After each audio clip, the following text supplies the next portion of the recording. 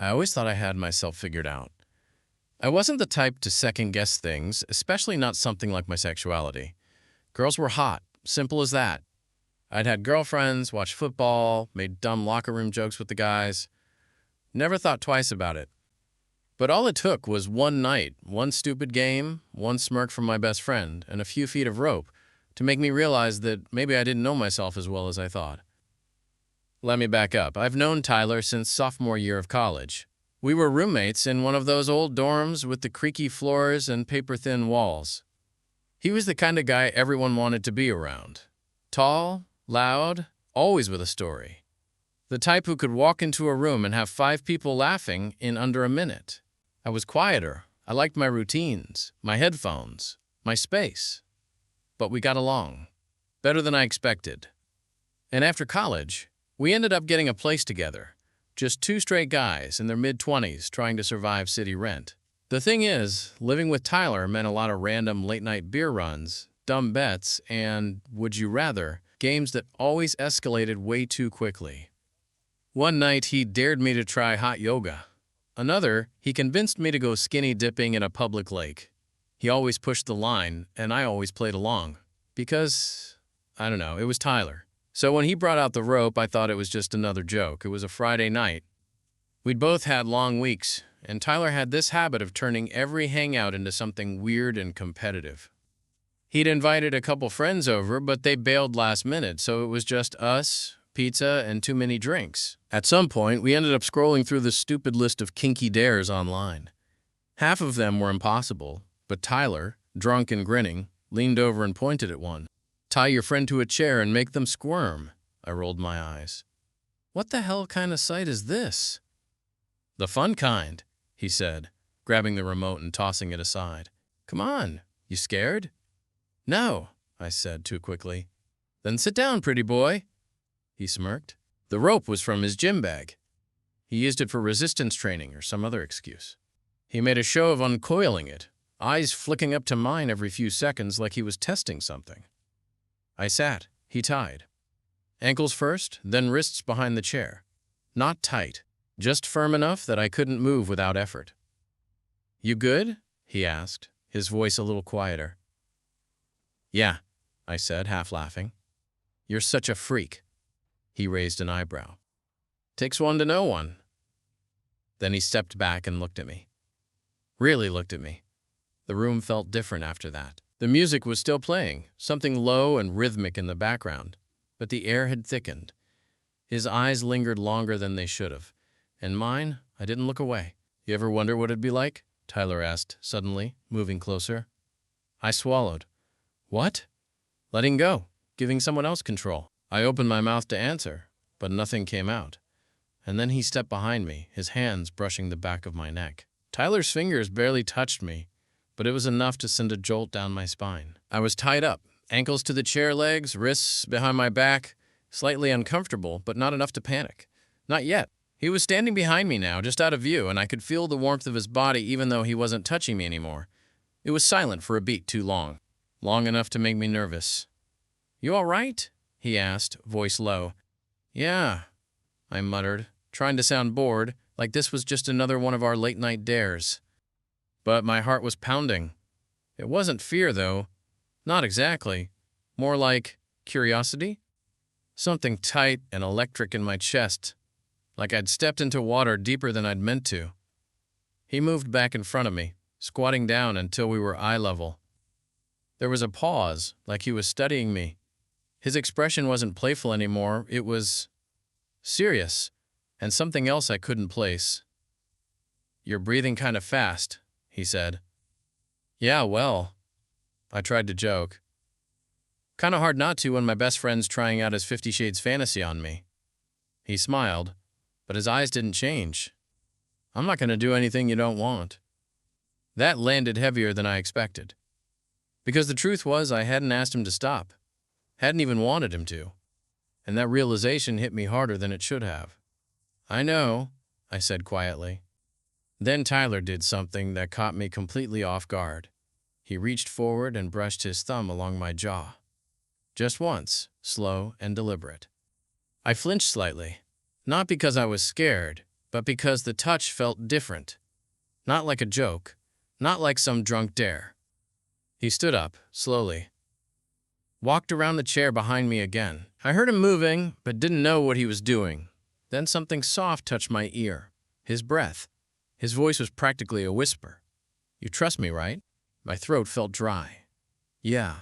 "Then don't think. Just feel." That sounds cheesy as hell now, but in the moment, it landed like a thunderclap. Something about the way he said it made my skin prickle. And then I felt his fingers on my shoulders, firm but careful, kneading the tension out like he was trying to read me through touch. "You're really tense," he said. "No shit," I muttered, but I didn't tell him to stop. His hands moved lower, across the top of my chest, resting there for a second. Just resting. But I felt like I was about to explode. Something tight was unraveling in me. Something I'd kept locked down for years without even knowing it was there.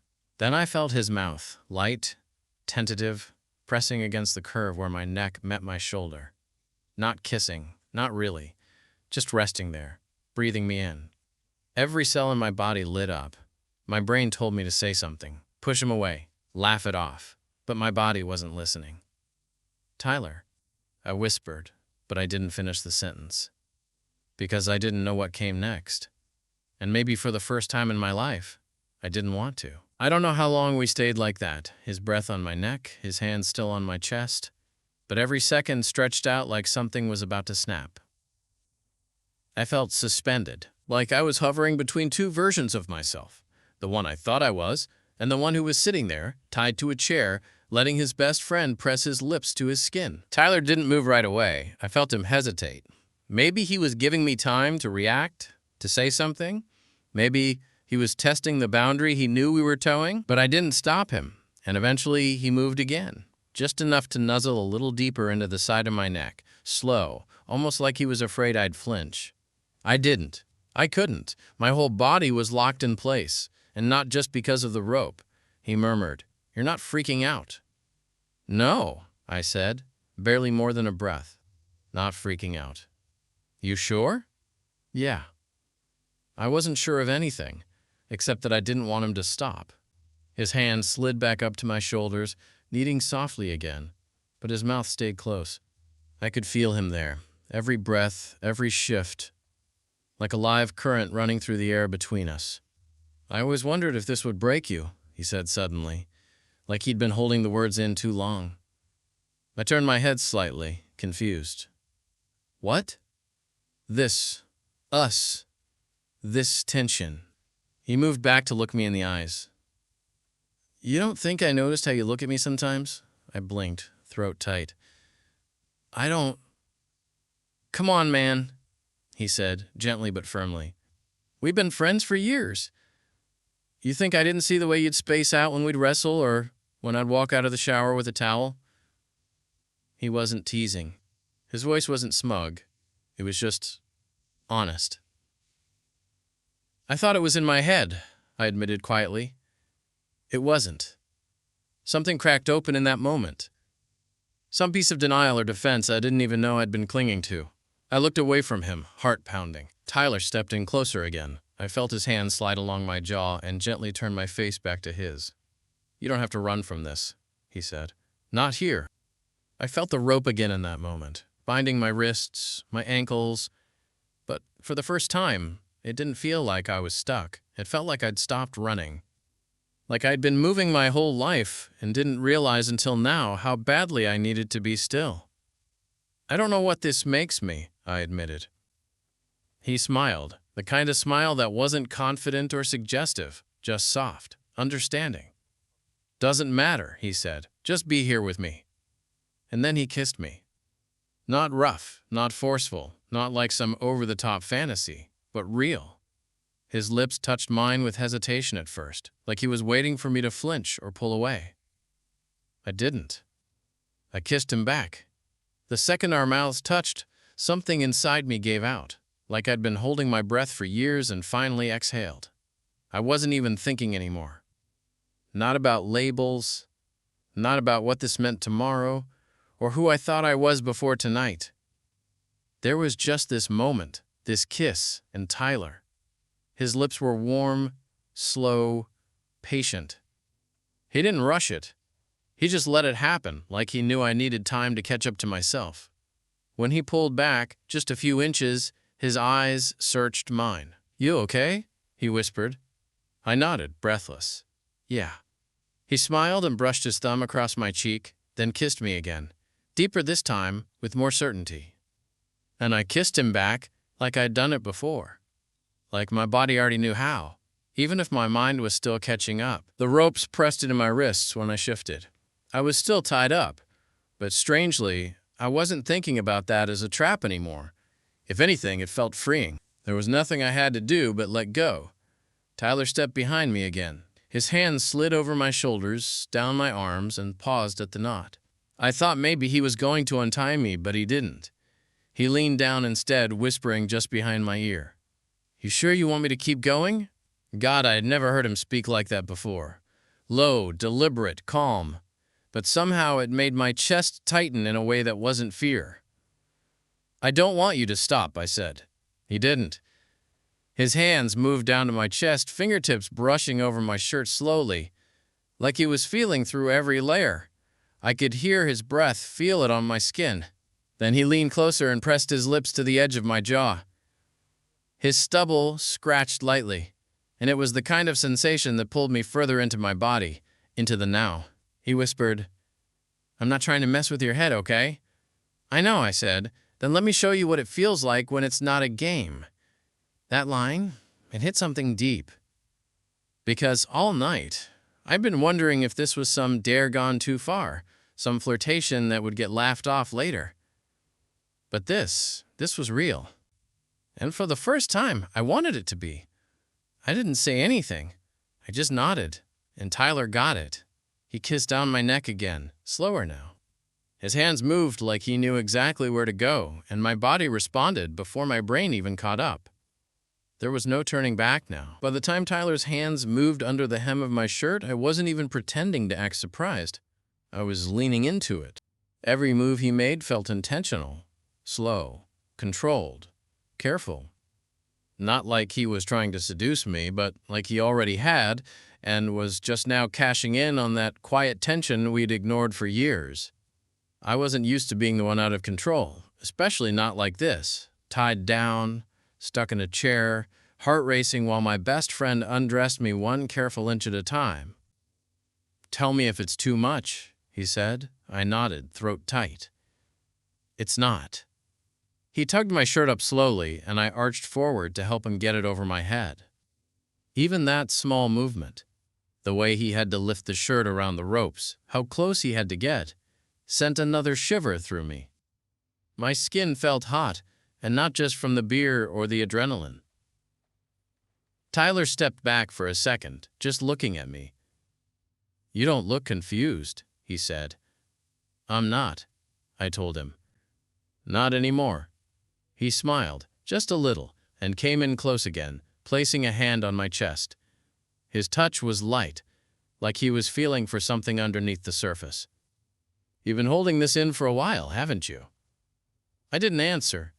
I didn't have to. He leaned in and kissed me again, and this time I pushed into it as much as I could from the chair, bound and breathless. His tongue brushed mine, slow at first, but deeper, more sure. He pulled back and whispered, "You're shaking." "I know. Scared?" "No," I said honestly, "just overwhelmed." He nodded, like he understood.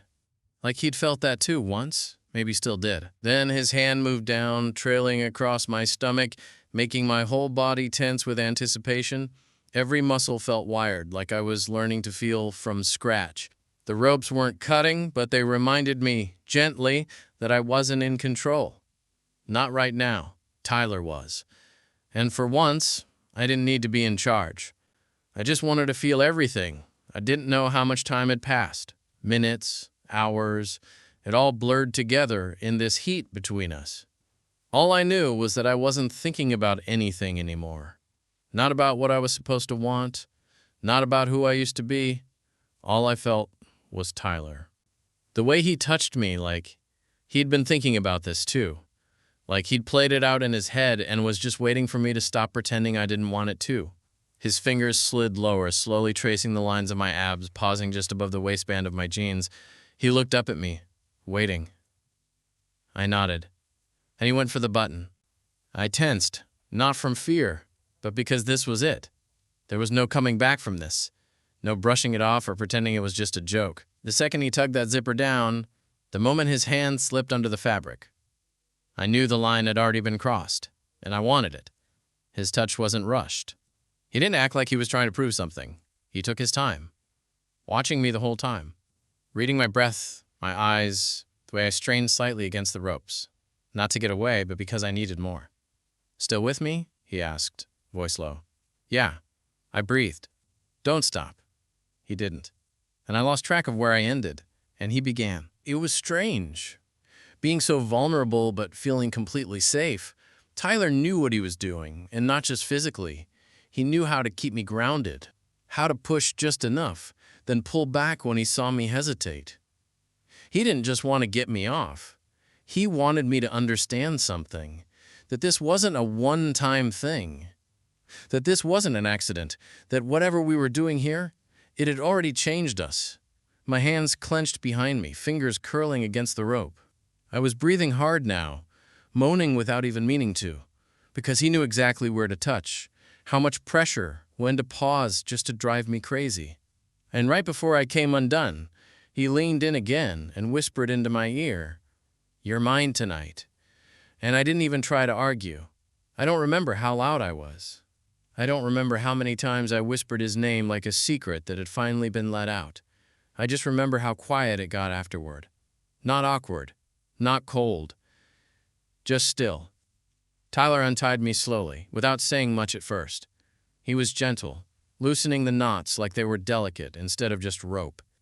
His hands stayed soft, careful, brushing over the red lines the binds had left on my skin. "You okay?" he asked, once my wrists were free. I nodded, eyes unfocused, still catching my breath. "Yeah." He reached down, helped me out of the chair, and I stood there for a second, shaky but grounded. He didn't rush me, just stood close, watching, like he wasn't sure how much space I needed. Then I did something I didn't plan. I stepped in and kissed him. There was no heat in it, no urgency. Just gratitude. Clarity. Something deep and full and real. He kissed me back, slower this time. When we finally broke apart, he whispered, "You don't have to figure it all out right now." I laughed, tired but light. "Good. Because I don't know what the hell just happened." He smiled. "You trusted me. That's what happened." I looked at him. My best friend. The guy who used to shove popcorn in my face and scream at horror movie jump scares. The same guy who just turned my whole identity inside out in one night. "Was this a one-time thing?" I asked, voice low. Tyler paused, like he was really thinking about the answer. "It doesn't have to be," he said, "but only if you want more." I didn't answer right away. I just walked to the couch and sat down, grabbing a blanket from the backrest and tossing one half toward him. "Then come sit with me." He grinned and joined me, pulling the blanket over both of us. We didn't talk much after that. Just sat there, side by side, our legs touching, our breathing slowly sinking. I didn't know what tomorrow would look like. I didn't know what I was now. But for the first time, I wasn't afraid of the questions. I'd spent so long pretending, dodging, laughing it off. But now I was done pretending. And maybe, just maybe, I was ready for whatever came next.